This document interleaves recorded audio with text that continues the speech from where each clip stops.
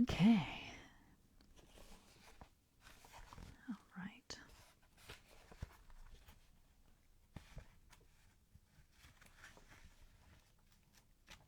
Hello, everyone. Thanks for joining. All right, let me just check and see. Oh, thank you very much. I'm actually in my comfy clothes tonight. I was like, oh, should I dress up? And then I was like, I want to be comfy. I feel like if we're reading bedtime stories together, I might as well be dressed the part. So I'm wearing my Queen of Hell sweater. I feel like that was probably for the best.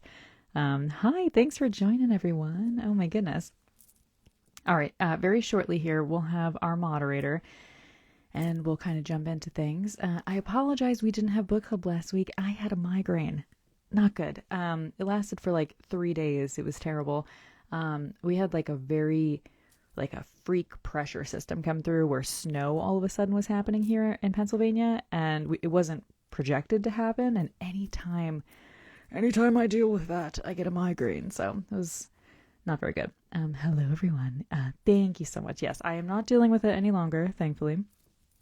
It was just one of those things where I didn't want to sit on here and have a migraine and be like, hey guys, and like put on a fake act, you know? So, also the light was killing me. So I just couldn't deal with it. So we didn't do it. I'm so glad you're here. Yes. Thanks for being here. I'm glad you're able to catch a live.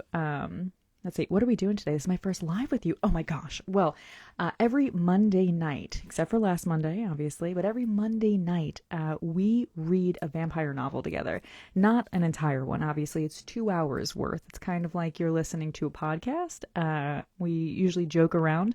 It's also kind of like an audiobook if you're interested in things like that. So currently, what you guys voted on was Dracula. So we're in, I would say, what? Not quite halfway. But we're about a quarter of a way through Dracula right now. We're on page, in the version I'm reading tonight, it's 150. So we're on page 150. But, yeah, so if you want to stick around, I read for 2 hours and make you laugh and tell jokes. If you can't stick around, I always will save this and upload it on YouTube if you want to watch it later. So it's up to you. All right, let's see. Okay. All right, so if I need to see who's in the chat. If Kay Shannara or Dominic, if you're on, let me know so I can add you as a moderator and we'll get this ball rolling. So I switched away from the last copy we were using. There were a lot of typos in that one. I don't know why. I think it was just the publishing of it. I'm not certain. This evening I'm going to be reading from a 1974 copy that I have. It's a little frayed. I got it at a Goodwill a couple years ago. So I'm actually going to be reading it. I'm very excited. I also wanted to show you too. I had considered reading another one. Hang on one sec. Let me just pin this comment. Okay, perfect. All right. Let's see. Okay. Just get the moderator one sec. Jen, is it okay if I add you as a moderator? I don't see Dominic yet. Okay, we'll just do that. I wanted to show you. So I have a copy here of Dracula. It is a vintage one. It's very, very old. I believe this one is from the early 1920s, but what I wanted to show you specifically was it says to Mrs. Hauser, I think, but it says to Mrs. Hauser, Christmas 1938. How cool is that? So I was going to read from this one, and then I was like, maybe I shouldn't. So I ended up choosing one that's a little bit more modern. Let's see. Have you ever read the sequel, Dracula's Guest? I read, what was the Dracula? We had read one together in book club like almost 2 years ago now. And that one was by Dacre Stoker. So I don't know. Was that one Dracula's Guest? I don't recall. I don't think it was Dracula's Guest. Oh, anyway. We've only ever read the Dacre Stoker one. If that's the Dacre Stoker one, then yes, we've read that one. But if not, no, I've never read that one. So there was one, I had picked it up. It's like a vintage one about Mina. I think it's just called Mina. I have not read that one yet, so I'm definitely interested in possibly reading that one. I do know that one's a little bit spicy, So I don't know if it's when we can read it on here. You know what I mean? So, all right. I'm going to pause my mic real quick. I'm going to take a big sip of water and we'll get started here. Give me a thumbs up in the chat if you're ready, and we'll dive into it. I think we're starting right where Arthur Holmwood and Dr. Seward are doing things back and forth. Dracula or Nosferatu? Well, I mean, at the end of the day, technically Nosferatu is an illegal adaptation of Dracula, so I like them both. But I'm definitely a diehard Dracula fan through and through. So, all right, give me 1 second. Let me pause my mic, and I will get started here for you guys, okay?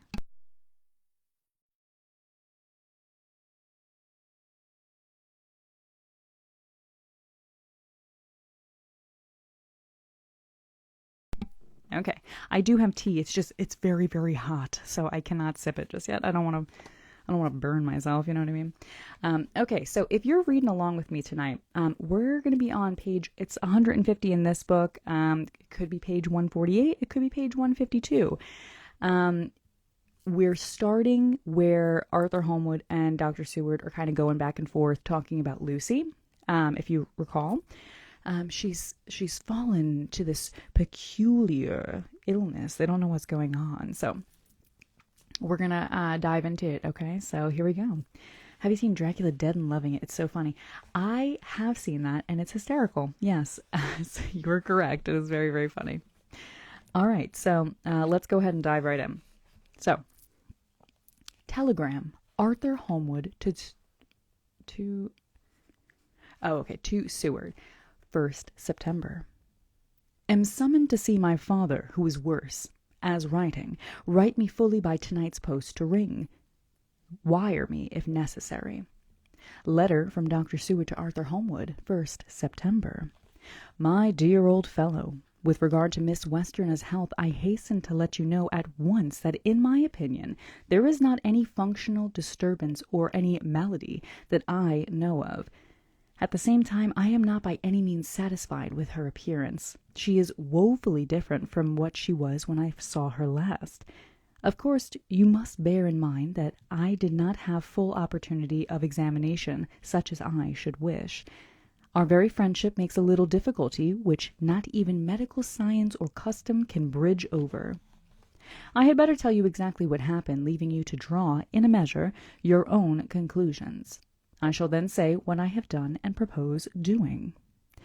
I found Miss Westerna in seemingly gay spirits. Her mother was present, and in a few seconds I made up my mind that she was trying all she knew to mislead her mother and prevent her from being anxious. I have no doubt she guesses, if she does not know, what need of caution there is. We lunched alone, and as we all exerted ourselves to be cheerful, we got, as some kind of reward for our labors, some real cheerfulness amongst us. Then Mrs. Westerna went to lie down, and Lucy was left with me. We went into her boudoir, and till we got there, her gaiety remained. For the servants were coming and going. As soon as the door was closed, however, the mask fell from her face, and she sank down into a chair with a great sigh, and hid her eyes with her hand. When I saw that her high spirits had failed, I at once took advantage of her reaction to make a diagnosis. She said to me very sweetly, "I cannot tell you how I loathe talking about myself." I reminded her that a doctor's confidence was sacred, but that you were grievously anxious about her. She caught on to my meaning at once, and settled that matter in a word. Let me move this so there's no bell sound. Tell Arthur everything you choose. I do not care for myself, but all for him. Hi, thanks for joining. So I am quite free. I could easily see that she is somewhat bloodless, but I could not see the usual anemic signs, and by a chance I was actually able to test the quality of her blood, for in opening a window which was stiff a cord away, and she cut her hand slightly with broken glass. It was a slight matter in itself, but it gave me an evident chance, and I secured a few drops of blood and have analyzed them. The qualitative analysis gives a quite normal condition and shows, I should infer, in itself a vigorous state of health. In other physical matters I was quite satisfied that there is no need for anxiety.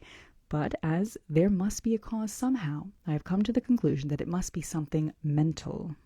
She complains of difficulty in breathing satisfactorily at times, and of heavy lethargic sleep, with dreams that frighten her, but regarding which she can remember nothing. She says that as a child she used to walk in her sleep, and that when in Whitby the habit came back, and that at once she walked out in the night and went to East Cliff, where Miss Murray found her. But she assures me that of late the habit has not returned. I am in doubt, and so have done the best thing I know of. I have written my old friend and master, Professor Van Helsing of Amsterdam, who knows as much about obscure disease as anyone in the world. I have asked him to come over, and as you told me that all things were to be at your charge, I have mentioned to him that who you are, and what your relations are to Miss Westerner. This, my dear fellow, is in obedience to your wishes, for I am only too proud and happy to do anything I can for her. Van Helsing would, I know, do anything for me, a personal reason, so no matter on what grounds he comes, we must accept his wishes. He is a seemingly arbitrary man, but this is because he knows what he is talking about better than anyone else. He is a philosopher and a metaphysician, and one of the most advanced scientists of his day, and he has, I believe, an absolutely open mind.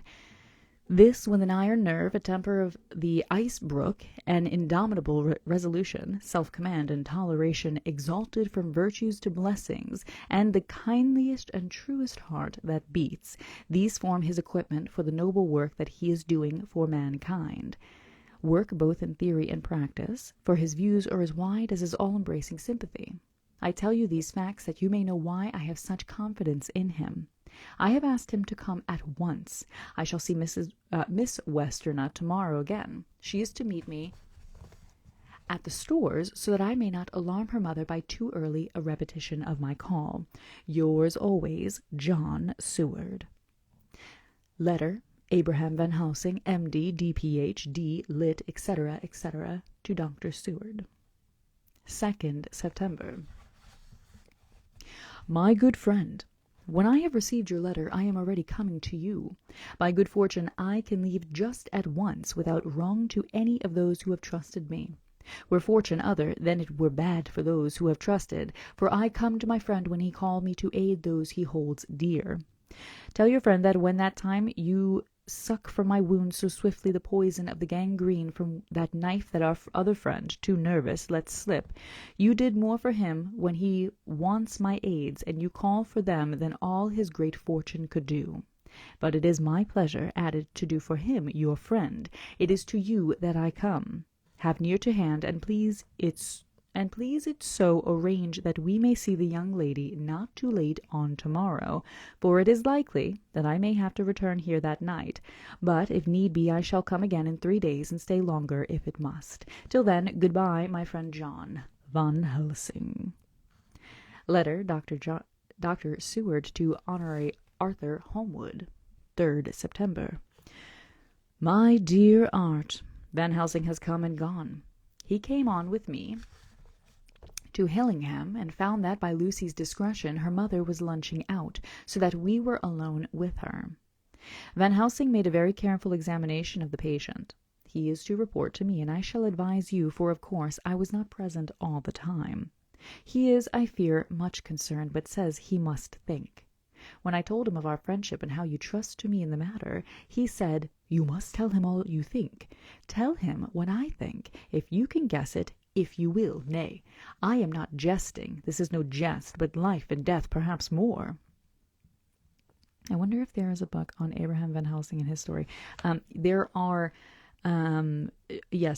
offshoots of him within the universe. I wouldn't say it's necessarily canon to the universe, because obviously it's not written directly by Bram Stoker, but there are depictions that are in his voice, if you will. Let me just have a sip of this tea and see if it's cooled down a little bit. One sec. Much better. Whew. Wow, Dominic made that good. Wowie. Love a good cup of tea. We continue. This was when we had come back to town, and he was having a cup of tea, ironic, isn't it, before starting on his return to Amsterdam. He would not give me any further clue. You must not be angry with me, Art, because his very reticence means that all his brains are working for her good. He will speak plainly enough when the time comes, be sure. So I told him I would simply write an account of our visit, just as if I were doing a descriptive special article for the Daily Telegraph. He seemed not to notice, but remarked that the smuts in London were not quite so bad as they used to be when he was a student here. I am to get his report tomorrow if he can possibly make it. In any case, I am to have a letter. Well, as to the visit, Lucy was more cheerful than on the day I first saw her, and certainly looked better. She had lost something of the ghastly look that so upset you, and her breathing was normal. She was very sweet to the professor, as she always is, and tried to make him feel at ease, though I could see that the poor girl was making a hard struggle for it. I believe Van Helsing saw it too, for I saw the quick look under his bushy brows bushy. His bushy brows. Sometimes I read things and I'm like, why did I say it like that? But anyway, his bushy brows that I knew of old. Then he began to chat of all things except ourselves and diseases, and with such an infinite geniality that I could see poor Lucy's pretense of animation merge into reality. Then, without any seeming change, he brought the conversation gently round to his visit, and suavely said, "My dear young miss, I have the so great pleasure because you are so much beloved. That is, my dear, even were there that which I do not see. They told me you were down in the spirit, and that you were of ghastly pale. To them I say, poof!" And he snapped his fingers at me and went on, "But you and I shall show them how wrong they are. How can be?" And he pointed at me with the same look and gesture as that with which he pointed me out to his class on, or rather after, a particular occasion which he never fails to remind me of. Knowing anything of a young lady's, he has his madmen to play with, and to bring them back to happiness, and to those that love him. It is much to do, and but there are rewards in that we can bestow such happiness. But the young ladies, he had no wife nor daughter, and the young do not tell themselves to the young, but to the old, like me, who have known so many sorrows and the causes of them.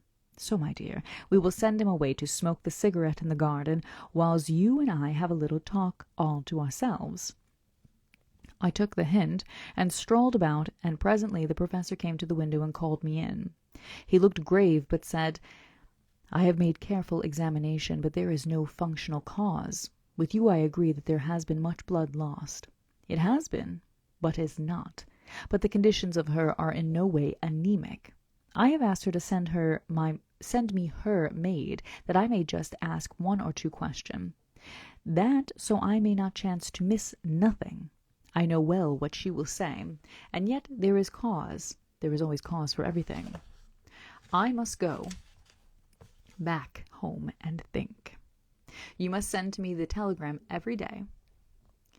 Oh, there's an interesting like a printing error over the M in this. It looks like like the dash over some letters in foreign languages. It's very prominent in this. Interesting. It almost looks like the ink didn't dry all the way before they switch to the next page, if that makes sense. "And if there be cause, I shall come again. The disease, for not to be all well is a disease, interests me, and the sweet young dear, she interests me too. She charms me, and for her, if not for you or disease, I come." As I tell you, he would not say a word more, even when we were alone. And so now, Art, you know all I know. I shall keep stern watch. I trust your poor father is rallying. It must be a terrible thing to you, my dear old fellow, to be placed in such a position between two people who are both so dear to you. I know your idea of duty to your father, and you are right to stick to it, but if need be, I shall send you word to come at once to Lucy, so do not be over-anxious unless you hear from me. Dr. Seward's Diary, 4th September. Zoophagus patient still keeps up our interest in him. He had only one outburst, and that was yesterday at an unusual time. Just before the stroke of noon he began to grow restless. The attendant knew the symptoms and at once summoned aid. We really missed the Witchcraft 101. You know, I also miss doing that as well. I did enjoy doing those videos. Maybe I'll jump on it again. Maybe that'll be a 2025 plan. I do quite enjoy doing them. And I miss talking about it online. We continue. Fortunately, the men came at a run and were just in time, for at the stroke of noon he became so violent that it took all their strength to hold them. In about 5 minutes, however, he began to get more and more quiet and finally sank into a sort of melancholy, in which state he has remained up to now. The attendant tells me that his screams whilst in the paroxysm were really appalling. I found my hands full when I got in, attending to some of the other patients who were frightened by him. Indeed, I can quite understand the effect, for the sounds disturbed even me, though I was some distance away. It is now after the dinner hour of the asylum, and as yet my patient sits in a corner brooding with a dull, sullen, woe-begone look on his face, which seems rather to indicate than to show something directly. I cannot quite understand it. One of my favorite things in this book is when they say that they had supper and they say, "We supped." I can't wait for it to say it again. Later, another change in my patient. At 5 o'clock I looked in on him and found him seemingly as happy and contented as he used to be. He was catching flies and eating them, and he was keeping note of his capture by making nail marks on the edge of the door between the ridges and padding. When he saw me, he came over and apologized for his bad conduct, and asked me in a very humble, cringing way to be led back to his own room and to have his notebook again. I thought it well to humor him, so he is back in his room with the open window. He has the sugar of his tea spread out on the window-sill, and is reaping quite a harvest of flies. He is not now eating them, but putting them into a box, as of old, and is already examining the corners of his room to find a spider. I tried to get him to talk about the past few days, for any clue to his thoughts would be of immense help to me, but he would not rise. For a moment or two he looked very sad, and said in a sort of far-away voice, as though saying it rather to himself than to me, "All over, all over. He has deserted me. No hope for me now, unless I do it myself." Then suddenly turning to me in a resolute way, he said, "Doctor, won't you be very good to me and let me have a little more sugar? I think it would be good for me." "And the flies," I said. "Yes, the flies like it too, and I like the flies, therefore I like it." And there are people who know so little as to think the madman does not argue. I procured him a double supply, and left him as a happy man as, I suppose, any in the world. I wish I could fathom his mind. Midnight. Another change in him. I had been to see Miss Westerner, whom I found much better, and had just returned, and was standing at our own gate looking at the sunset, when once more I heard him yelling. As his room is on this side of the house, I could hear it better than in the morning. It was a shock to me to turn from the wonderful smoky beauty of a sunset over London, with lurid lights and inky shadows and all the marvellous tints that come on foul clouds, even as on foul water, and to realize all the grim sternness of my own cold stone building with its wealth and breathing misery, and my own desolate heart to endure it all. I reached him just as the sun was going down, and from his window saw the red disk sink. As it sank he became less and less frenzied, and just as it dipped he slid from the hands that held him, an inert mass on the floor. It is wonderful, however, what intellectual recuperative power lunatics have, for within a few minutes he stood up quite calmly and looked around him. I signalled to the attendants not to hold him, for I was anxious to see what he would do. He went straight over to the window and brushed out the crumbs of sugar. Then he took his fly-box and emptied it outside and threw away the box. Then he shut the window and, crossing over, sat down on his bed. All this surprised me, so I asked him, "Are you not going to keep the flies any more?" "No," he said. "I am sick of all that rubbish." He certainly is a wonderfully interesting study. I wish I could get more glimpse of his mind, or of the cause of his sudden passion. Stop. There may be a clue after all, if we can find why today his paroxysms came on at high noon and at sunset. Can it be that there is a malign influence of the sun at periods which affects certain natures, as at times the moon does others? We shall see. Telegram, Seward, London, to Van Helsing, Amsterdam. 4th September. Patient still better today. Telegram, Seward, London, to Van Helsing, Amsterdam. 5th September. Patient greatly improved. Good appetite, sleeps naturally, good spirits, color coming back. Telegram, Seward, London, to Van Helsing, Amsterdam. 6th September.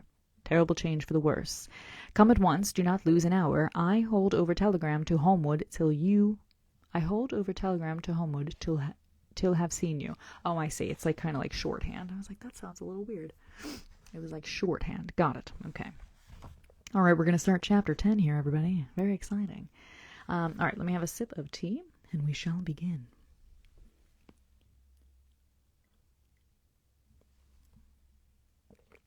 Delish. Perfect. Are you guys having tea this evening? I'm having black tea. It's my standard one that I usually have. A little bit of oat milk, a little bit of honey. Perfect. All right, chapter 10. Letter, Dr. Seward to Honorary Arthur Homewood, 6th September.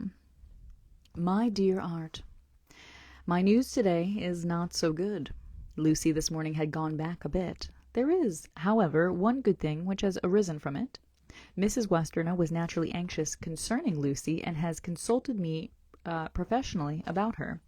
I took advantage of the opportunity and told her that my old master Van Helsing, the great specialist, was coming to stay with me, and that I would put her in his charge conjointly with myself, so now we can come and go without alarming her unduly, for a shock to her would mean sudden death, and this, in Lucy's weak condition, might be disastrous to her. We hedged in with difficulties, all of us, my poor fellow, but, please God, we shall come through them all right. Let's see, I got Salem's Law Book. Very nice. If any need, I shall write, so that, if you do not hear from me, take it for granted that I am simply waiting for news. In haste, yours ever, John Seward. I think that Dr. Seward is one of my favorite characters in the book. I'm not gonna lie to you. I quite enjoy him. I forget, what is the other one called?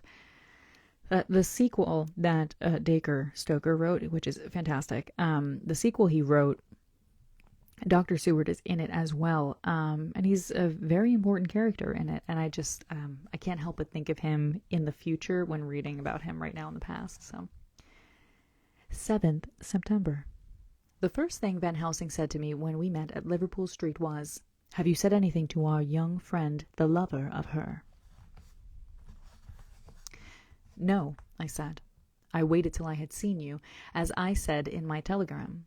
I wrote him a letter simply telling him that you were coming, as Miss Westerner was not so well, and that I should let him know if need be." "Right, my friend," he said. "Quite right. Better he not know as yet. Perhaps he shall never know. I pray so, but if it be needed, then he shall know all. And my good friend John, let me caution you. You deal with the madmen. All men are mad in some way or the other. And inasmuch as you deal discreetly with your madmen, so deal with God's madmen too, the rest of the world.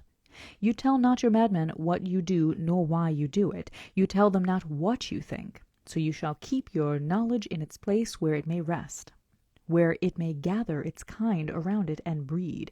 Dracula the Undead. Thank you so much. That's exactly the book I needed you to say. That was the one we read. Very, very good.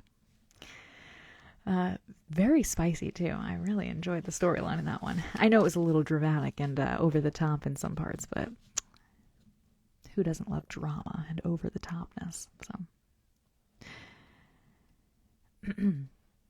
He touched me on the heart and on the forehead, and then touched himself the same way. I have for myself thoughts at the present. Later I shall unfold to you. "Why not now?" I asked. "It may do some good. We may arrive at some decision." He looked at me and said, "My friend John, when the corn is grown even before it has ripened, while the milk of its mother earth is in him, and the sunshine has not yet begun to paint him with his gold, the husbandman, he pull the ear and rub him between his rough hands and blow away the green chaff, and say to you, 'Look, he's good corn, he will make a good crop when the time comes.'"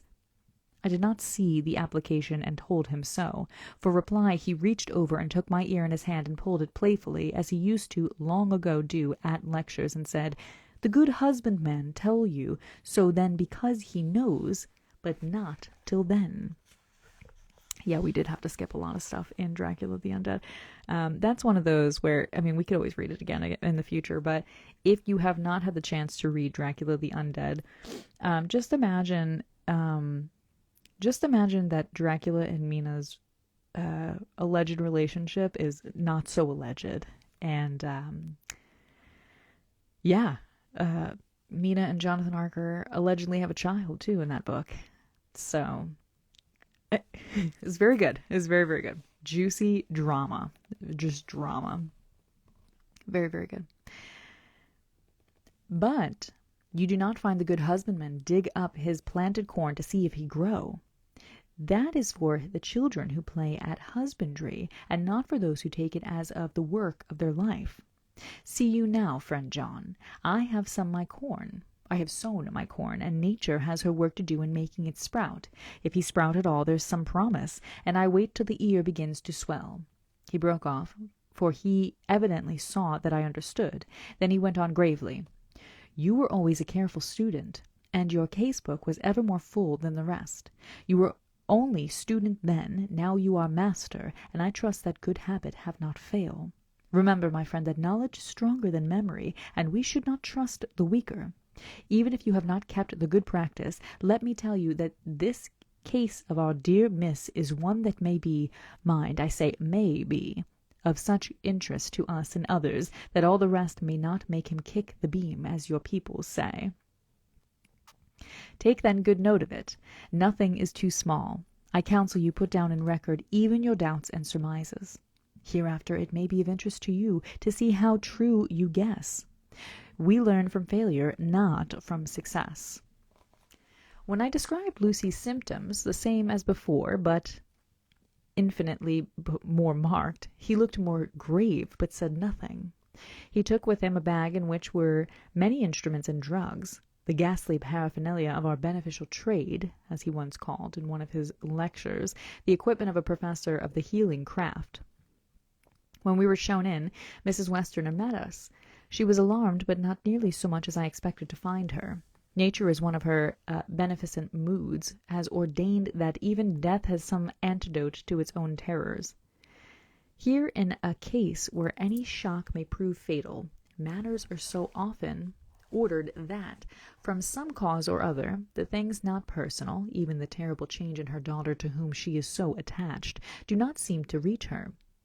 It is something like the way Dame Nature gathers around a foreign body an envelope of some insensitive tissue which can protect from evil that which it would otherwise harm by contact. If this be an ordered selfishness, then we should pause before we condemn anyone for the vice of egoism, for there may be deeper root for its cause than we have knowledge of. I used my knowledge of this phase of spiritual pathology, and laid down a rule that she should not be present with Lucy, or think of her illness more than was absolutely required. She assented readily, so readily that I saw again the hand of nature fighting for life. Van Helsing and I were shown up to Lucy's room. If I was shocked when I saw her yesterday, I was horrified when I saw her today. We are reading Dracula by Bram Stoker. She was ghastly, chalkily pale. The red seemed to have gone even from her lips and gums, and the bones of her face stood out prominently. Her breathing was painful to see or hear. Van Helsing's face grew set as marble, and his eyebrows converged till they almost touched over his nose. Lucy lay motionless, and did not seem to have strength to speak. So for a while we were all silent. Then Van Helsing beckoned me, and we went gently out of the room. The instant we had closed the door, he stepped quickly along the passage to the next door, which was open. Then he pulled me quickly in with him and closed the door. "My God," he said, "this is dreadful. There is no time to be lost. She will die for sheer want of blood to keep her heart's action as it should be. There must be transfusion of blood at once. Is it you or me?" "I am younger and stronger, Professor. It must be me." "Then get ready at once. I will bring up my bag. I am prepared." I went downstairs with him, and as we were going down there was a knock at the hall door. When we reached the hall the maid had just opened the door, and Arthur was stepping quickly in. He rushed up to me, saying in an eager whisper, "Jack, I was so anxious. I read between the lines of your letter, and have been in an agony. Dad was better, so I ran down here to see for myself. Is not that gentleman Dr. Van Helsing? I am so thankful to you, sir, for coming." When first the professor's eye had lit upon him, he had been angry at his interruption at such a time, but now, as he took in his stalwart proportions and recognized the strong young manhood which seemed to emanate from him, his eyes gleamed. Without a pause he said to him, as he held out his hand, "Sir, you have come in time. You are the lover of our dear miss. She is bad, very, very bad. Nay, my child, do not go like that," for he suddenly grew pale and sat down in a chair almost fainting. "You are to help her. You can do more than any that live, and your courage is your best help." "What can I do?" asked Arthur hoarsely. "Tell me, and I shall do it. My life is hers, and I would give the last drop of my blood in my body for her." The professor has a strongly humorous side, and I could from old knowledge detect a trace of its origin in his answer. "My young sir, I do not ask so much as that, not the last." "What shall I do?" There was fire in his eyes, and his open nostril quivered with intent. Van Helsing slapped him on the shoulder. "Come," he said, "you are a man, and it is a man we want. You are better than me, better than my friend John." Arthur looked bewildered, and the professor went on by explaining in a kindly way, "Young miss is bad, very bad. She wants blood, and blood she must have or die.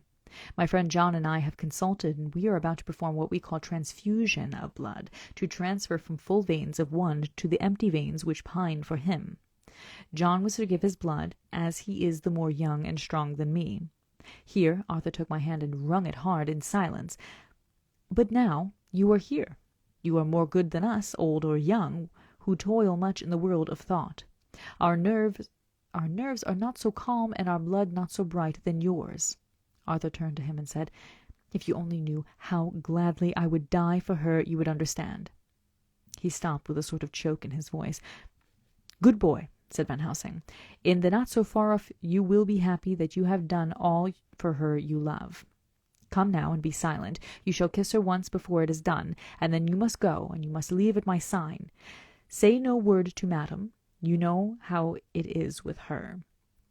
There must be no shock. Any knowledge of this would be gone. Come." We all went up to Lucy's room. Arthur, by direction, remained outside. Lucy turned her head and looked at us, but said nothing. She was not asleep, but she was simply too weak to make the effort. Her eyes spoke to us, that was all. Van Helsing took some things from his bag and laid them on a little table out of sight. Then he mixed a narcotic, and coming over to the bed, said cheerily, "Now, little miss, here is your medicine. Drink it all, like a good child. See, I lift you so that to swallow it easy. Yes." She had made the effort with success. It astonished me how long the drug took to act. This, in fact, marked the extent of her weakness. The time seemed endless until sleep began to flicker in her eyelids. At last, however, the narcotic began to manifest its potency, and she fell into a deep sleep. When the professor was satisfied, he called Arthur into the room and bade him strip off his coat. Then he added, "You may take that one little kiss while I bring over the table. Friend John, help me out." So neither of us looked whilst he bent over her. Van Helsing, turning to me, said, "He is so young and strong, and of blood so pure that we need not defibrillate it."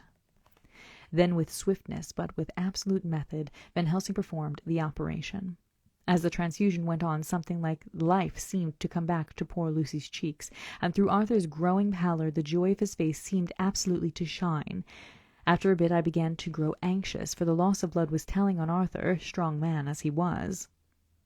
It gave me an idea of what a terrible strain Lucy's system must have undergone, that what weakened Arthur only partially restored her.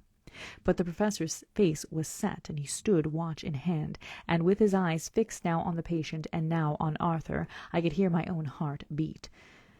Presently he said in a soft voice, "Do not stir an instant. It is enough. You attend him. I will look to her." When all was over I could see how much Arthur was weakened.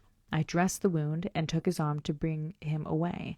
When Van Helsing spoke, without turning around, the man seems to have eyes in the back of his head. "The brave lover, I think, deserve another kiss, which he shall have presently." And as he had now finished his operation, he adjusted the pillow to the patient's head.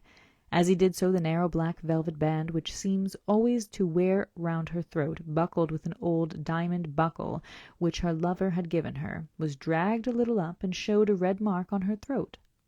Arthur did not notice it, but I could hear the deep hiss of indrawn breath, which is one of Van Helsing's ways of betraying emotion. He said nothing at the moment, but turned to me, saying, "Now take down our brave young lover, give him of the port wine, and let him lie down a while." Goodness gracious. "He must then go home and rest, sleep much, and eat much, that he may be recruited of what he has to be given to his love. He must not stay here. Hold a moment. I may take it, sir, that you are anxious of result. Then bring it with you, that in all ways the operation is successful. You have saved her life this time, and you can go home and rest easy in mind that all that can be done is. I shall tell her all when she is well. She shall love you none the less for what you have done. Goodbye."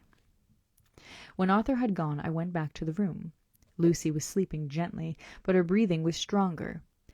I could see the counterpane move as her breast heaved. By the bedside sat Van Helsing, looking at her intently. The velvet band again covered the red mark. I asked the professor in a whisper, "What do you make of that mark on her throat?" "What do you make of it?" "I have not examined it yet," I answered, and there proceeded to loose the band. Just over the external jugular vein there were 2 punctures, not large, but not wholesome looking. There was no sign of disease, but the edges were white and worn looking, as if by some sorry, I hate when they split the word between 2 pages, trituration. It at once occurred to me that this wound, or whatever it was, might be the means of the manifest loss of blood, but I abandoned the idea as soon as formed, for such a thing could not be. The whole bed would have been drenched to a scarlet with the blood which the girl must have lost to leave such a pallor as she had before the transfusion. "Well," said Van Helsing. "Well," said I can make nothing of it." The professor stood up. "I must go back to Amsterdam tonight," he said. "There are books of things there which I want. You must remain here all the night, and you must not let your sight pass from her." "Shall I have a nurse?" I asked. "We are the best nurses, you and I. You keep watch all night, see that she is well fed, and that nothing disturbs her. You must not sleep all night. Later on we can sleep, you and I. I shall be back as soon as possible, and then we may begin." "May begin?" I said. "What on earth do you mean?" "We shall see," he answered, as he hurried out. He came back a moment later and put his head inside the door and said with warning finger held up, "Remember, she is your charge. If you leave her and harm befall, you shall not sleep any easier hereafter." Dr. Seward's diary continued, 8th September. I sat up all night with Lucy. The opiate worked itself off towards dusk, and she waked naturally. She looked a different being from what she had been before the operation. Her spirits even were good, and she was full of a happy vivacity. But I could see evidences of the absolute prostration which had undergone. When I told Mrs. Westerner that Dr. Van Helsing had dictated that I should sit up with her, she almost pooh-poohed the idea, pointing out her daughter's renewed strength and excellent spirits. I was firm, however, and made preparations for my long vigil. When her maid had prepared her for the night, I came in, having in the meantime had supper, and took a seat by the bedside. She did not in any way make objection, but looked at me gratefully whenever I caught her eye. After a long spell she seemed sinking off to sleep, but with an effort seemed to pull herself together and shook it off. This was repeated several times, with greater effort and with shorter pauses as the time moved on. It was apparent that she did not want to sleep, so I tackled the subject at once. "You do not want to go to sleep?" "No, I am afraid." "Afraid to go to sleep? Why so? It is the boon we all crave for." "Ah, not if you were like me. If sleep was to you a presage of horror." "A presage of horror? What on earth do you mean?" "I don't know. Oh, I don't know. And that is what is so terrible. All this weakness comes to me in sleep, until I dread the very thought." At this point, nobody expected Spanish Inquisition. "But, my dear girl, you may sleep tonight. I am here watching you, and I can promise that nothing will happen." "Ah, I can trust you." I seized the opportunity and said, "I promise you that if I see any evidence of bad dreams, I will wake you at once." "You will? You will really? How good are you to me? Then I will sleep." And almost at the word she gave a deep sigh of relief and sank back, asleep. All night I watched by her. She never stirred, but slept on in a deep, tranquil, life-giving, health-giving sleep. Her lips were slightly parted, and her breast rose and fell with the regularity of a pendulum. There was a smile on her face, and it was evident that no bad dreams had come to disturb her peace of mind. In the early morning her maid came, and I left her in her care, and took myself back home, for I was anxious about many things. I sent a short wire to Van Helsing and to Arthur, telling them of the excellent result of the operation. My own work, with its manifold arrears, took me all day to clear off. It was dark when I was able to inquire about my zoophagous patient. The report was good. He had been quite quiet for the past day and night. A telegram came from Van Helsing at Amsterdam whilst I was at dinner, suggesting that I should be at Hillingham tonight, as it might be well to be at hand, and stating that he was leaving by the night mail. And would join me early in the morning. 9th September. I was pretty tired and worn out when I got to Hillingham. For 2 nights I had hardly had a wink of sleep, and my brain was beginning to feel the numbness which marks cerebral exhaustion. Lucy was up and in cheerful spirits. When she shook hands with me, she looked sharply in my face and said, "No sitting up tonight for you. You are worn out. I am quite well again, indeed I am, and if there is to be any sitting up, it is I who will sit up with you." I would not argue the point, but went and had my supper. Lucy came with me, and, enlivened by her charming presence, I made an excellent meal and had a couple of glasses of the more than excellent port. Then Lucy took me upstairs and showed me a room next to her own, where a cozy fire was burning. "Now," she said, "you must stay here. I shall leave this door open, and my door too. You can lie on the sofa, for I know that nothing would induce any of you doctors to go to bed whilst there is a patient above the horizon. If I want anything I shall call out, and you can come to me at once." I could not but acquiesce, for I was dog-tired, and could not have sat up had I tried. So, on her renewing her promise to call me if she should want anything, I lay on the sofa and forgot all about everything. Let me have a sip of tea real quick. The next part is Lucy Westerna's diary.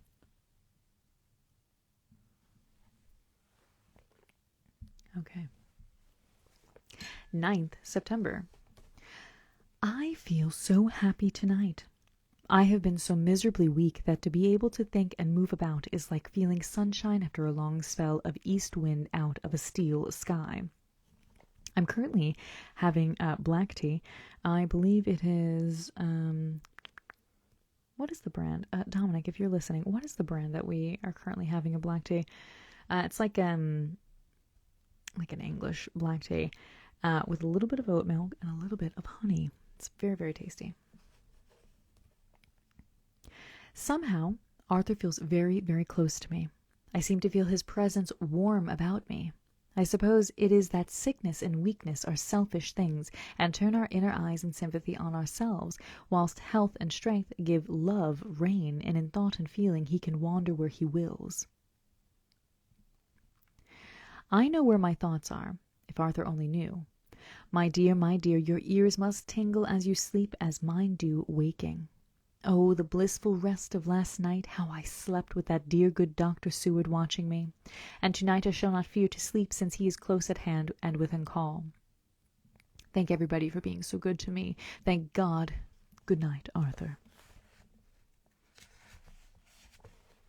Dr. Seward's Diary. 10th September.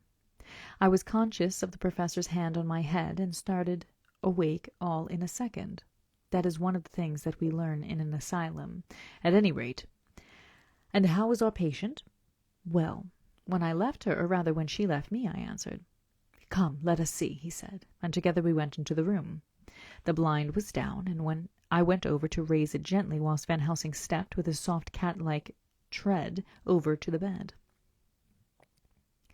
As I raised the blind and the morning sunlight flooded the room, I heard the professor's low hiss of inspiration, and knowing its rarity, a deadly fear shot through my heart.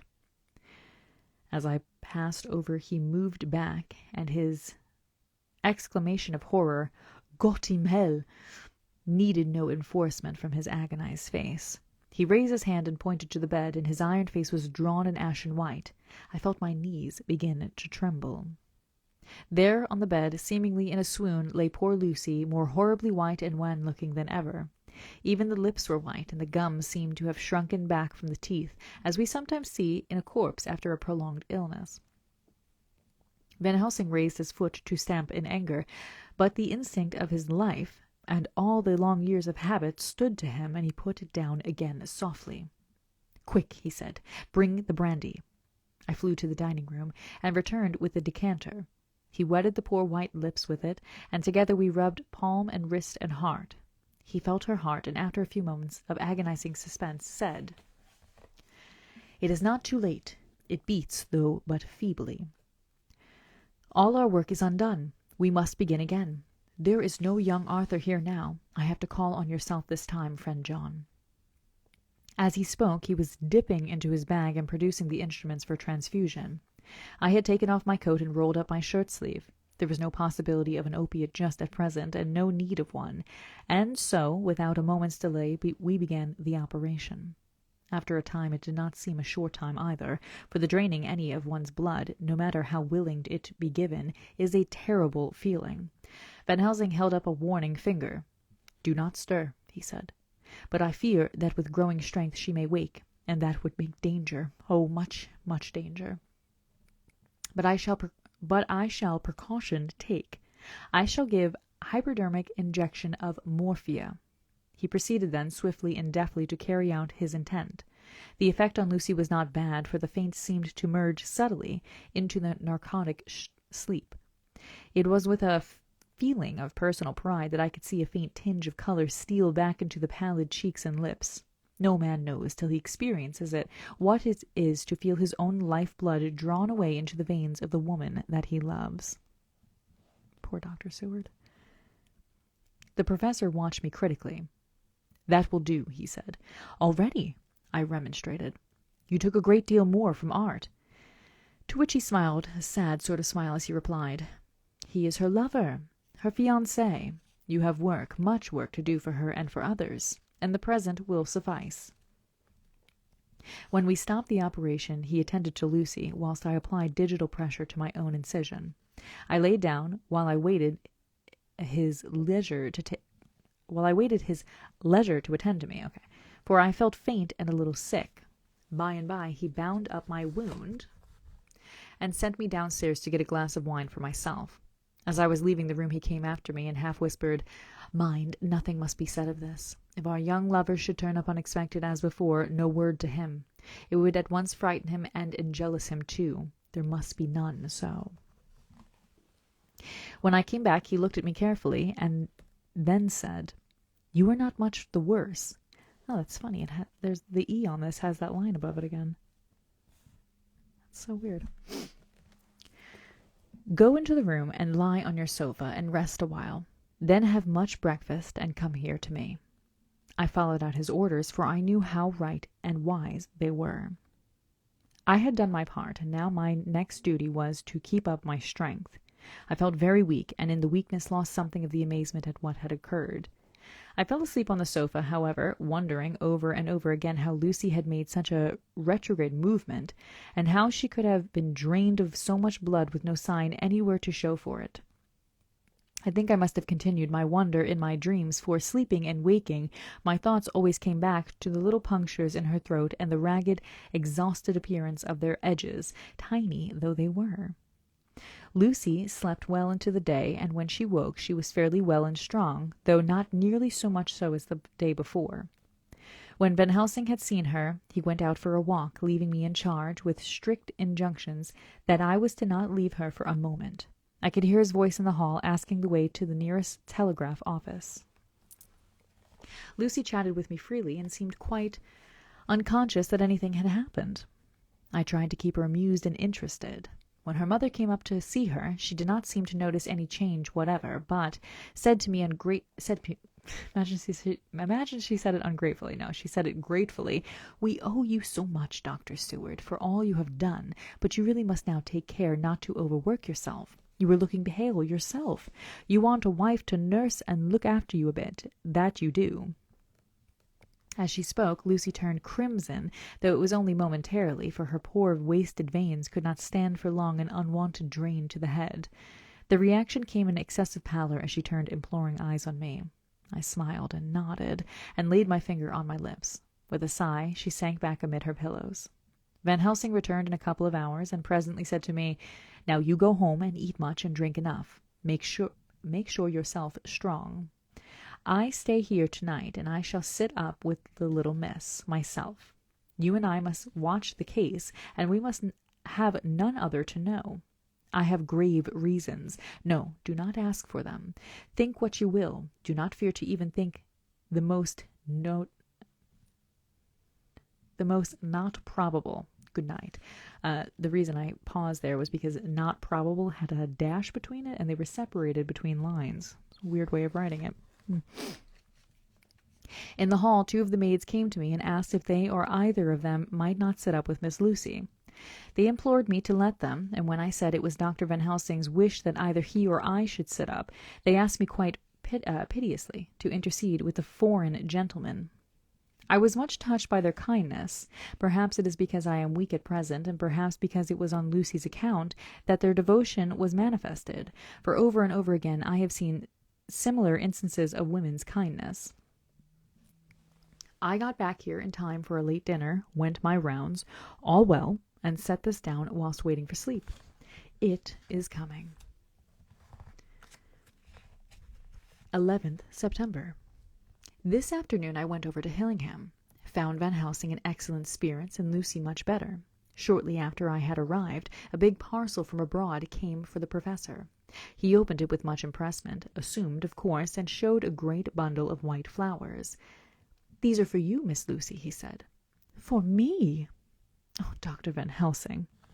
You know, it's so funny. I also picture sometimes Hugh Jackman as Van Helsing, but I picture what's his name? Anthony Hopkins as well as Van Helsing. So in my mind, I'm picturing the characters from the 1992 Dracula. That's the one I'm seeing in my third eye. "Yes, my dear, but not for you to play with. These are medicines." Here Lucy made a wry face. "Nay, but they are not to take in a decoction or in nauseous form, so you need not snub that so charming nose, or I shall point out to my friend Arthur that woes he may have to endure in seeing so much beauty that he so loves so much distort. Aha, my pretty miss, that thing that bring the so nice nose all straight again. This is medicinal, but you do not know how. I put him in your window, I make pretty wreath, and hand him round your neck, so that you sleep well. Oh yes, they, like the lotus flower, make your trouble forgotten. It smells so like the waters of Lethe, and of the fountain of youth that the conquistadors sought for in the Floridas, and find him all too late. Both do great. Yes, I agree. Both do look good in hats. Hugh Jackman looks great with long hair, too. Whilst he was speaking, Lucy has been examining the flowers and smelling them. Now she threw them down, saying with half laughter or half disgust, "Oh, Professor, I believe you are only putting up a joke on me. Why, these flowers are only common garlic." To my surprise, Van Helsing rose up and said with all his sternness, his iron jaw set and his bushy eyebrows meeting, "No trifling with me. I never jest. There is a grim purpose in what I do, and I warn you that you do not thwart me. Take care for the sake of others, if not for your own." Then, seeing poor Lucy scared, as she might as well be, he went on more gently. "Oh, little miss, my dear, do not fear me. I only do for your good. But there is much virtue to you in those so common flowers. See, I placed them myself in your room." Yeah, he looks great with long hair for sure. "I make myself the wreath that you are to wear, but hush, no telling to others that make so inquisitive questions. We must obey, and silence is a part of obedience, and obedience is to bring you strong and well into loving arms that wait for you. Now sit still a while. Come with me, friend John, and you shall help me deck the room with my garlic, which is all the way from Haarlem, where my friend Vanderpool raised herb in his glass houses all year. I had to telegraph yesterday, or they would not have been here." We went into the room, taking the flowers with us. The professor's actions were certainly odd, and not to be found in any pharmacopoeia that I have ever heard of. First he fastened up the windows and latched them securely. Next, taking a handful of the flowers, he rubbed them all over the sashes, and there's some of these have like the little the letters are printed really close to each other. I'll show you. Like where is it? Pharmacopoeia here. See how the letters are pressed together like that? Some of the letters on this page are pressed like that as well. So pardon me. "Well, Professor, I know you always have a reason for what you do, but this certainly puzzles me. It is well we have no skeptic here, or he would say that you were working some spell to keep out an evil spirit." "Perhaps I am," he answered, quietly, as he began to make the wreath which Lucy has to wear around her neck. We then waited whilst Lucy made her toilet for the night, and when she was in bed he came and himself fixed the wreath of garlic round her neck. The last words he said to her were, "Take care you do not disturb it, and even if the room feel close, do not tonight open the window of the door." "I promise," said Lucy, "and thank you both 1,000 times for all your kindness to me. Oh, what have I done to be blessed with such friends?" Hello there. As we left the house in my fly, which was waiting, Van Helsing said, "Tonight I can sleep in peace, and sleep I want. 2 nights of travel, much reading in the day between, and much anxiety on the day to follow, and a night to sit up without to wink. Tomorrow in the morning early you call for me, and we come together to see our pretty miss, so much more strong for my spell which I have work. Ho, ho." He seemed so confident that I, remembering my own confidence 2 nights before, and with the baneful result, felt awe and vague terror. It must have been my weakness that made me hesitate to tell it to my friend, but I felt it all the more, like unshed tears. I gotta tell you, I don't think I've ever read the word unshed recently, and I read that and I was like, unshed? What does this word mean? It's unshed. Okay, we will start chapter 11 here in just a moment. Let me have another sip of tea, and then we'll probably wrap up with wherever chapter 11 finishes off. We'll wrap up with that tonight. Sorry, I keep banging around tonight. I have water in a glass, and I have my tea in a glass tonight. I want to move my water over here so I don't keep banging it. It sounds like a bell going off every time I do it. Ay. All right, let's see. Let's see how long chapter 11 is. I don't think this was a long one. This is like a continuation of what's going on with Lucy here. Okay, so there's 13. And... oh, yeah, no, this isn't long at all. Okay, so we'll wrap this up. We'll finish off 11. We'll stop on 12, and we'll pick up 12 for next week, okay? All right, so chapter 11. Lucy Westerner's Diary. 12th September. How good they all are to me. I quite love that dear Dr. Van Helsing. I wonder why he was so anxious about these flowers. He positively frightened me. He was so fierce, and yet he must have been right, for I feel comfort from them already. Somehow I do not dread being alone tonight, and I can go to sleep without fear. I shall not mind any flapping outside the window. That giant bat outside her window, if you recall. Oh, the terrible struggle that I have had against sleep so often of late. The pain of the sleeplessness, or the pain of the fear of sleep, which such unknown horrors as it has for me. How blessed are some people whose lives have no fears, no dreads, to whom sleep is a blessing that comes nightly, and brings nothing but sweet dreams. Well, here I am tonight, hoping for sleep, and lying like Ophelia in the play, with virgin krantz and maiden stuments. I never liked garlic before, but tonight it is delightful. There is peace in its smell. I feel sleep coming already. Good night, everybody. Dr. Seward's Diary, 13th September. Called at the Berkeley and found Dr. Van Helsing as usual up to time. The carriage ordered from the hotel was waiting. The professor took his bag, which he always brings with him now. Let all be put down exactly. Van Helsing and I arrived at Hillingham at 8 o'clock. It was a lovely morning. The bright sunshine and all the fresh feeling of an early autumn seemed like the completion of nature's annual work. The leaves were turning to all kinds of beautiful colors, but had not yet begun to drop from the trees. When we entered, we met Mrs. Westerner coming out of the morning room. She is always an early riser. She greeted us warmly and said, "You will be glad to know that Lucy is better. The dear child is still asleep. I looked into her room and saw her, but did not go in, lest I should disturb her." The professor smiled and looked quite jubilant. He rubbed his hands together and said, "Aha! I thought I had diagnosed the case. My treatment is working." To which she answered, "You must not take all the credit to yourself, doctor. Lucy's state this morning is due in part to me." "How do you mean, ma'am?" asked the professor. "Well, I was anxious about the dear child in the night, and went into her room. She was sleeping soundly, so soundly that even my coming did not wake her, but the room was awfully stuffy. There were a lot of those horrible strong-smelling flowers about everywhere, and she had actually a bunch of them around her neck. I feared that the heavy odor would be too much for the dear child in her weak state, so I took them all away and opened a bit— Could you imagine? And opened a bit of the window to let in a little fresh air. You will be pleased with her, I am sure."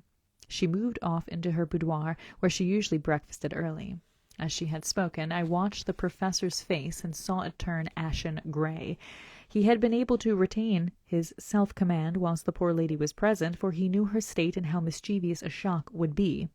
He actually smiled on her as he held open the door for her to pass into her room, but the instant she had disappeared he pulled me, suddenly and forcibly, into the dining room and closed the door.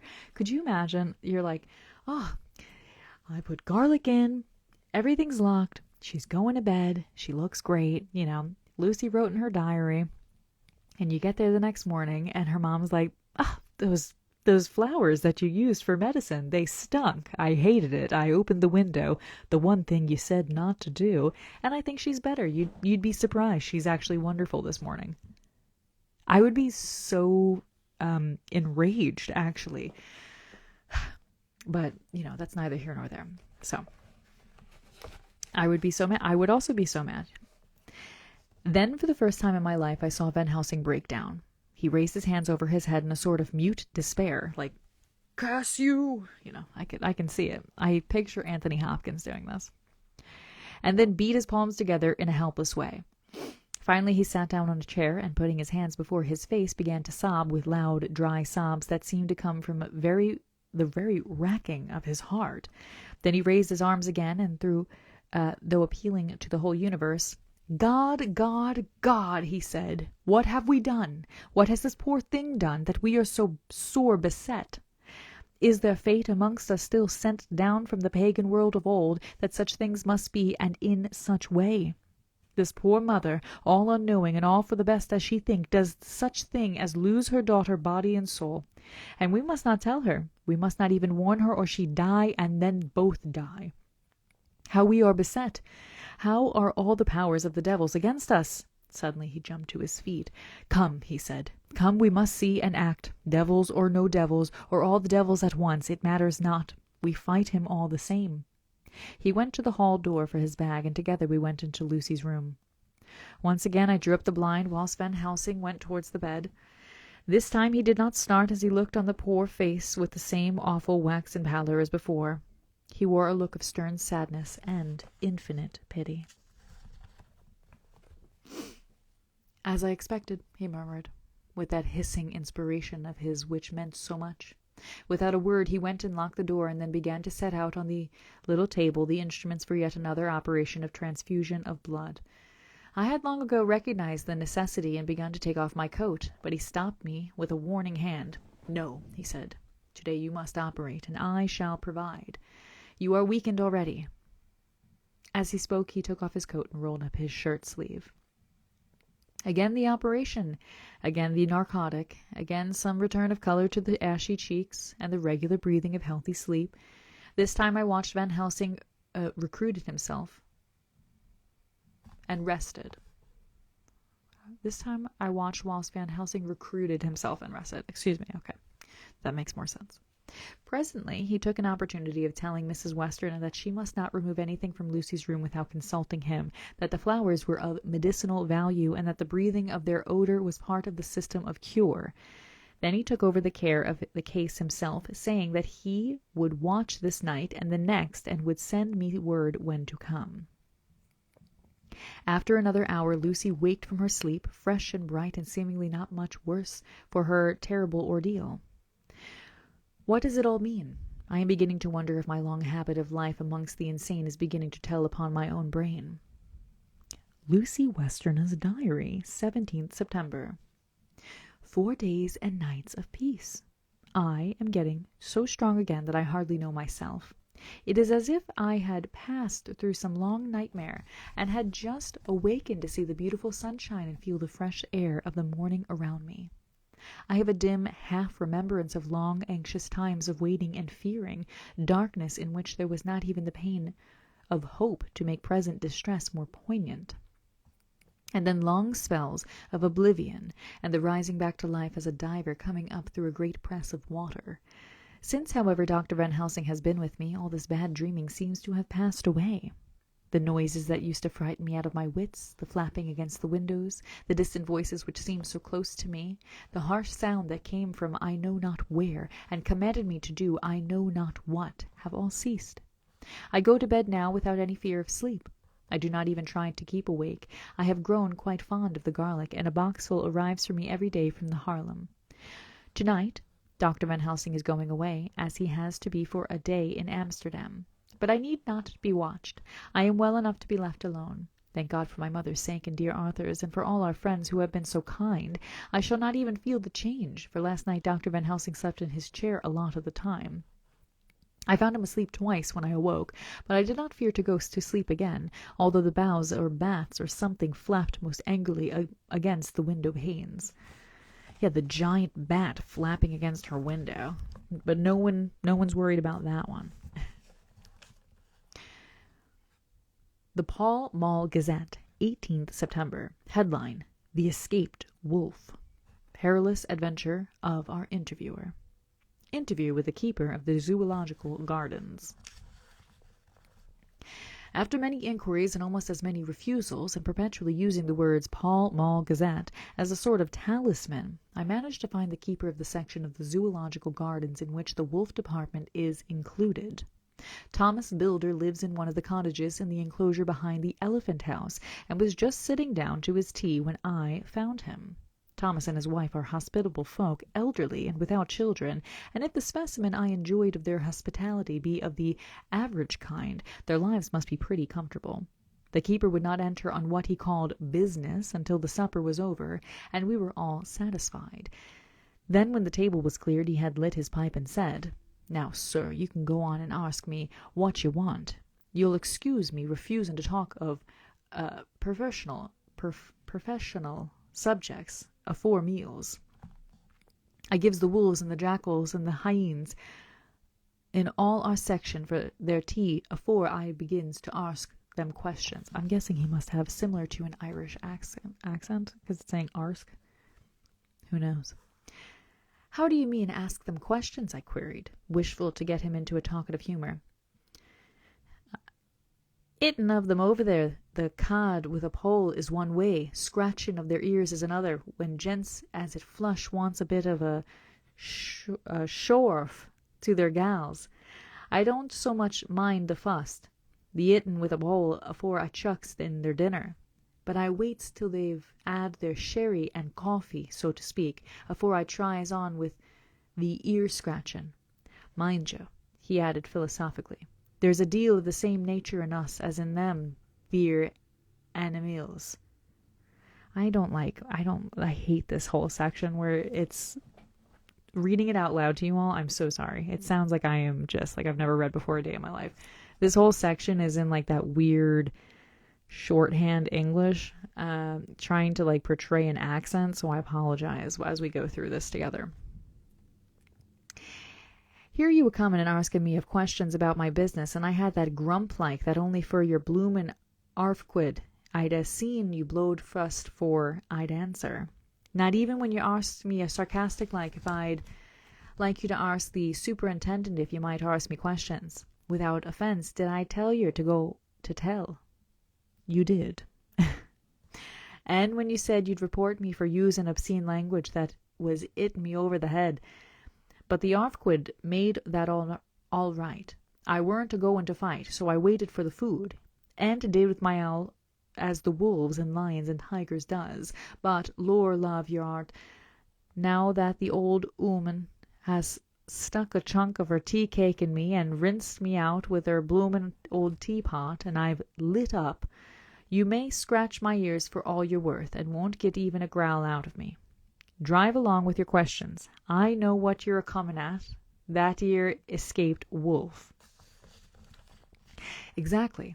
I want you to give me your view of it. Just tell me how it happened, and when I know the facts, I'll get you to say what you consider was the cause of it, and how you think the whole affair will end. All right, Governor. This 'ere is about the old story. That 'ere wolf, what we called Berserker, was one of 3 grey ones that came from Norway to Jamrix, which we bought off him 4 years ago. He was a nice, well-behaved wolf, and never gave no trouble to talk of. I'm more surprised at him for wanting to get out nor any other animal in the place. But there, you can't trust wolves no more nor women. Don't you mind him, sir, broke in Mrs. Thomas with a cheery laugh. He's got mind in the animals so long that, blessed if he ain't like a old wolf hisself, but there ain't no harm in him. Well, sir, it was about 2 hours after feedin' yesterday when I first hear my disturbance. I was making up a litter in the monkey house for a young puma which is ill. But when I heard the yelpin', let's see, I wish I could read these parts with a good messy wig and a dirt-stained dress. This guy and his wife, no offense to them, obviously, but this guy and his wife, as well as the old guy that was in the cemetery, the accent that they're portraying them to have, oh my gosh, it's so difficult to read. Because at the end of the day, I don't know what accent it's supposed to be in. To me, if I read it in a semi-Irish-esque accent, I think it makes the most sense, obviously, based off of how it looks, but whatever. Just don't think that I'm reading, like I got, hello, yeah. Yeah, just don't think I'm reading this like I'm struggling through it. It's very difficult to figure out the intended accent they're trying to do it. So, there was Berserker tearing like a mad thing at the bars as if he wanted to get out. There wasn't much people about that day, and close at hand was only one man, a tall, thin chap with a hook nose and a pointed beard with a white hairs running through it. He had a hard, cold look and red eyes, and I took a sort of mislike to him, for it seemed as if it was him as they was irritated at. Okay. He had white kid gloves and is on his hands, and he pointed out the Animalis to me and says, Keeper, these wolves seem upset at something. Maybe it's you, says I, for I did not like the airs as he give hisself. He didn't get angry, as I hoped he would, but he smiled a kind of insolent smile with a mouth full of white, sharp teeth. Oh, no, they wouldn't like me, he says. Oh, yes, they said, says I, imitating him. Okay. They always likes a bone or two to clean their teeth on about tea time, which you as a bagful. Well, it was an odd thing, but when the animals see us a-talkin', they lay down, and when I went over to Berserker, he let me stroke his ear same as ever. That there man came over, and blessed but if he didn't put in his hand and stroke the old wolf's ear too. Take care, says I. Berserker's quick. Never mind, he says. I'm used to him. Are you in the business yourself, I says, taking off my hat for a man what trades in wolves, and cetera is a good friend to keepers. No, says he, not exactly in the business, but I have made pets of several. And with that he lifts his hat as polite as a lord and walks away. Old Berserker kept a looking arter him till he was out of sight, and then went to lay down in a corner and wouldn't come out the whole evening. Well, last night, so soon as the moon was up, the wolves here all began a-howling. There wasn't nothing for them to howl at. I'm just going to try to read it. There wasn't no one near except someone that was evidently calling a dog somewheres out back of the garden in the park road. Once or twice I went out to see that all was right, and it was then the howling stopped. Just before 12 o'clock I just took a look round before turning in and bust me. But when I came opposite to old Berserker's cage, I see the rails broken and twisted about, and the cage empty, and that's all I know for certain. Like it says, and that's all I know for certain. That's my least favorite part of the book. I'm so sorry. Did anyone else see anything? One of our gardeners was coming home about that time for a harmony, when he sees a big gray dog coming out through the garden edges. At least so he says, but I don't give much for myself, for if he did, he never said a word about it to his missus when he got home. And it was only after the escape of the wolf was made known, and we had been up all night a-hunting of the park for a Berserker, that he remembered seeing anything. My own belief was that Harmony had got into his head. Now, Mr. Builder, can you account for any way for the escape of the wolf? Well, sir, he said, with a suspicious sort of modesty, I think I can, but I don't know as how you'd be satisfied with the theory. We're almost through this, everybody.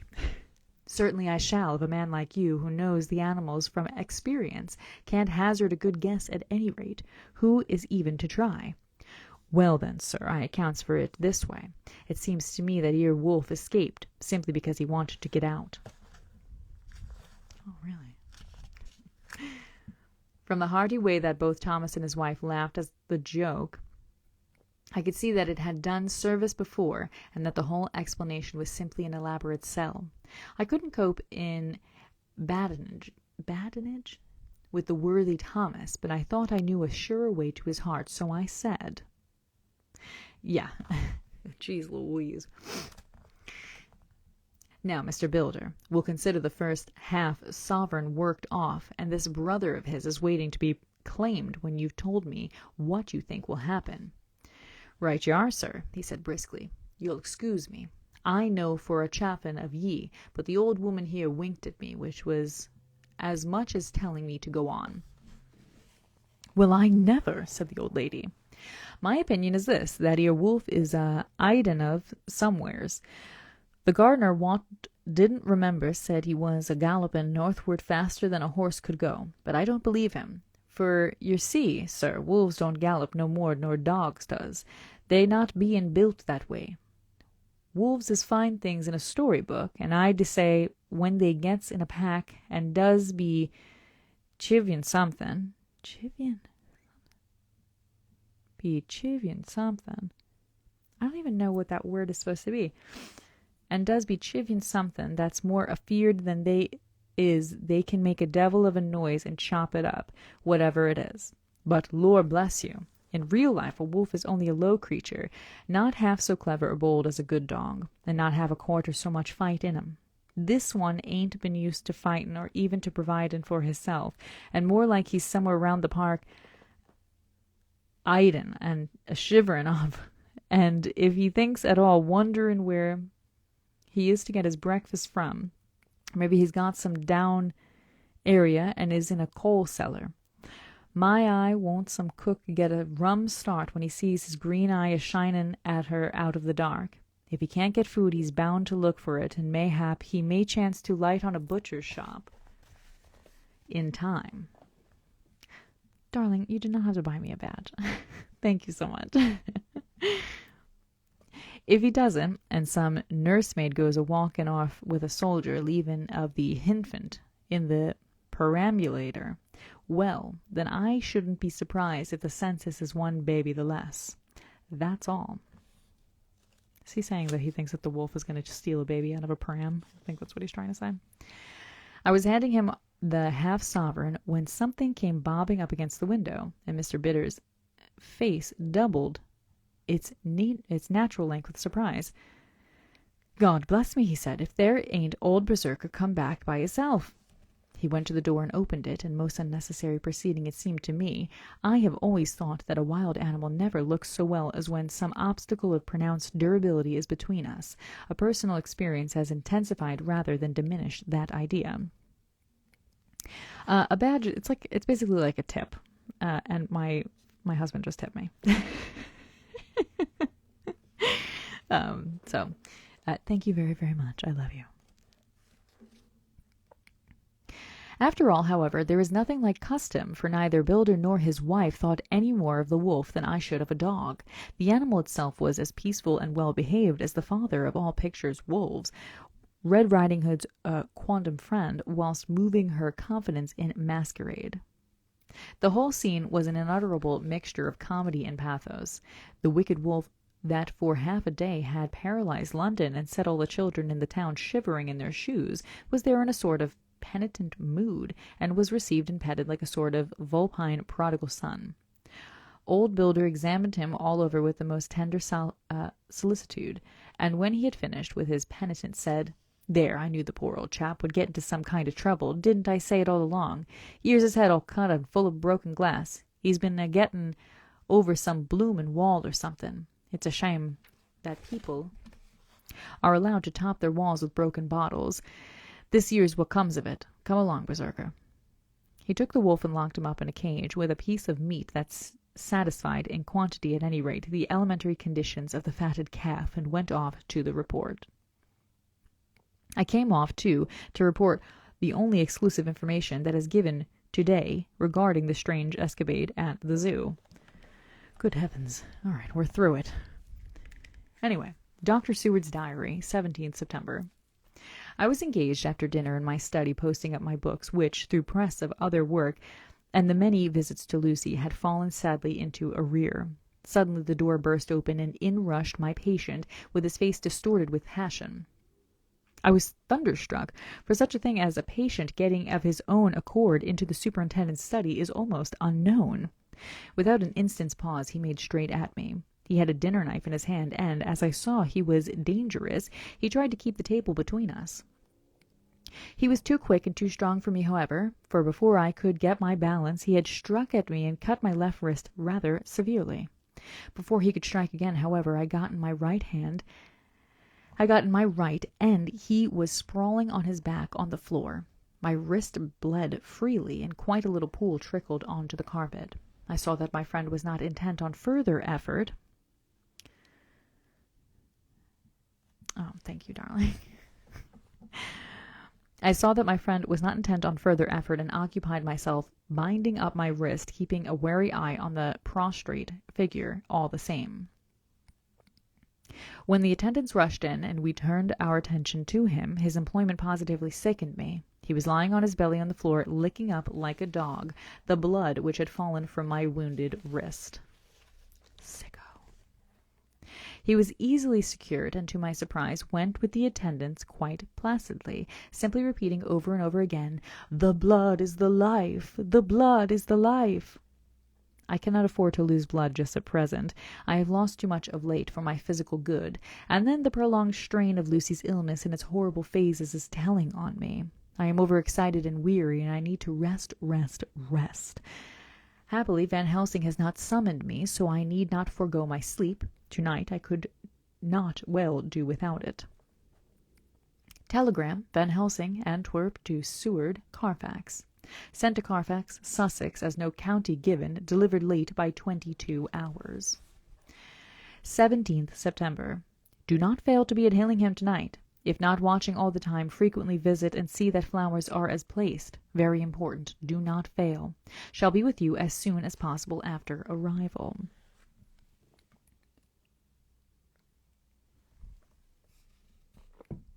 Dr. Seward's Diary. 18th September. Just off train to London. The arrival of Van Helsing's telegram filled me with dismay. A whole night lost, and I know by bitter experience what may happen in a night. Of course, it is possible that all may be well, but what may have happened? Surely there is some horrible doom hanging over us, that every possible accident should thwart us in all we try to do. I shall take this cylinder with me, and then I can complete my entry on Lucy's phonograph. Memorandum left by Lucy Westerna. 17th September, night. I write this and leave it to be seen, as so that no one may by any chance get into trouble through me. This is an exact record of what took place tonight. I feel I am dying of weakness and have barely strength to write, but it must be done if I die in the doing. I went to bed as usual, taking care that the flowers were placed as Dr. Van Helsing directed, and soon fell asleep. I was waked by the flapping at the window, which had begun after that sleepwalking on the cliff at Whitby when Mina saved me, and which now I know so well.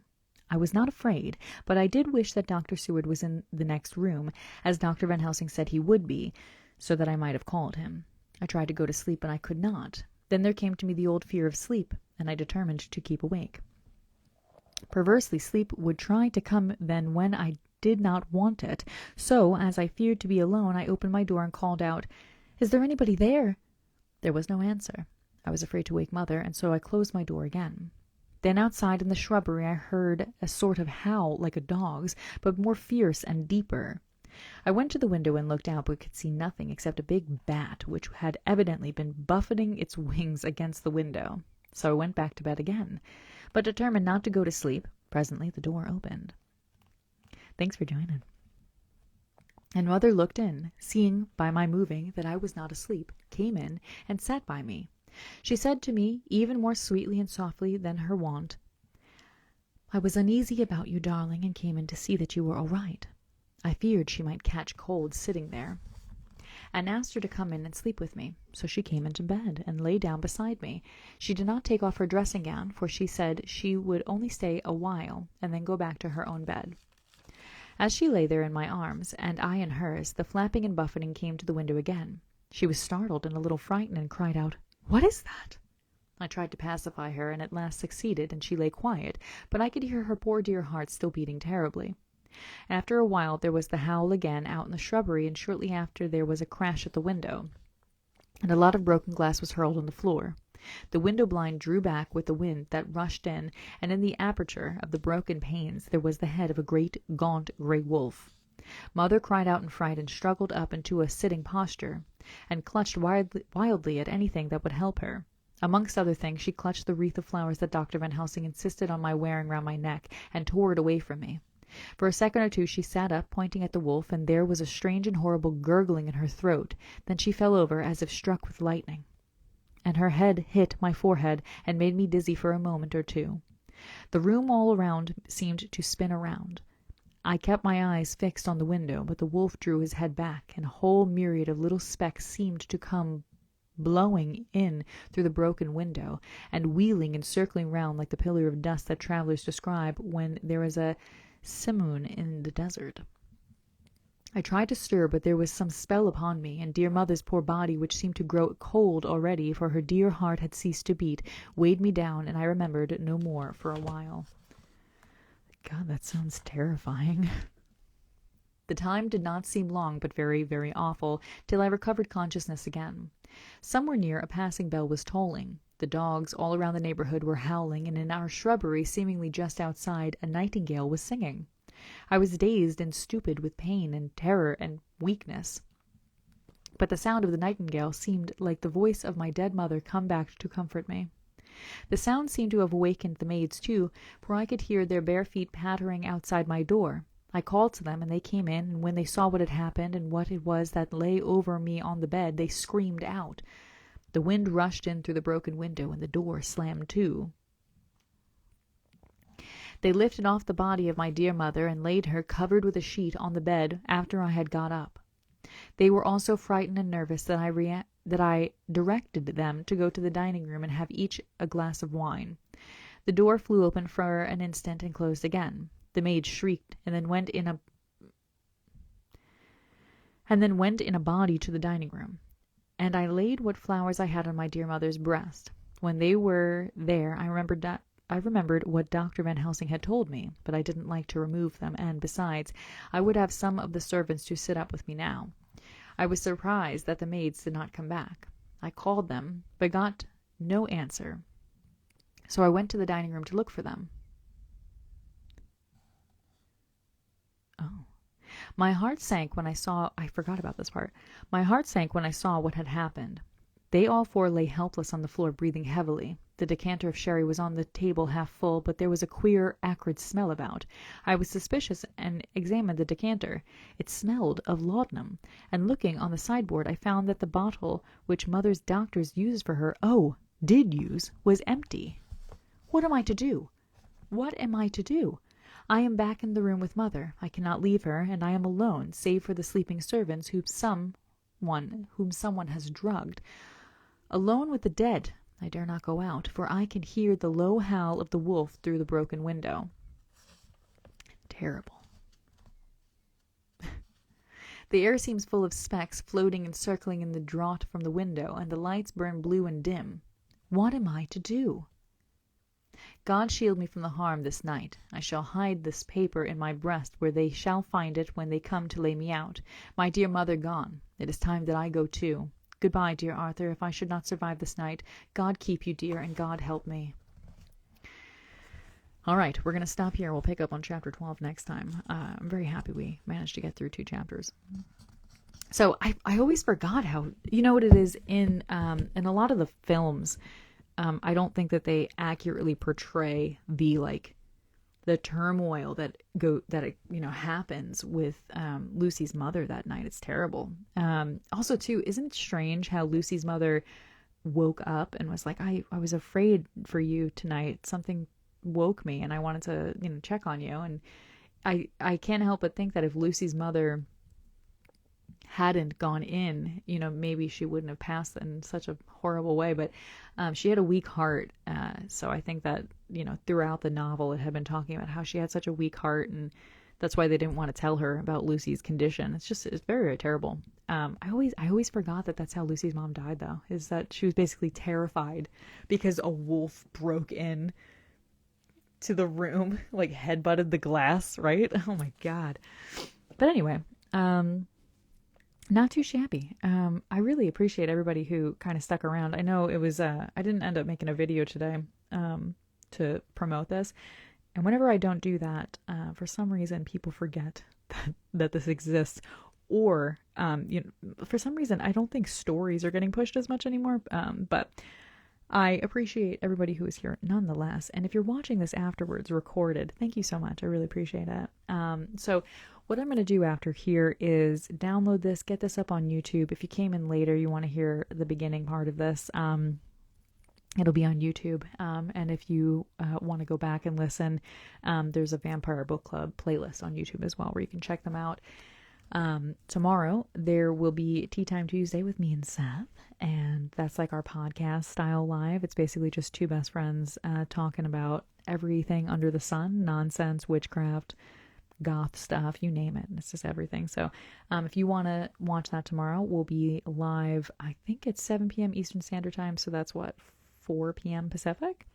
I will also upload that on YouTube as well if you miss out on that. So thank you guys so much for being here. I love you all. This is me tucking you in for your night. Okay. Everybody sleep well. And I will see you all very soon. Okay. Thanks for being here. Good night, everybody.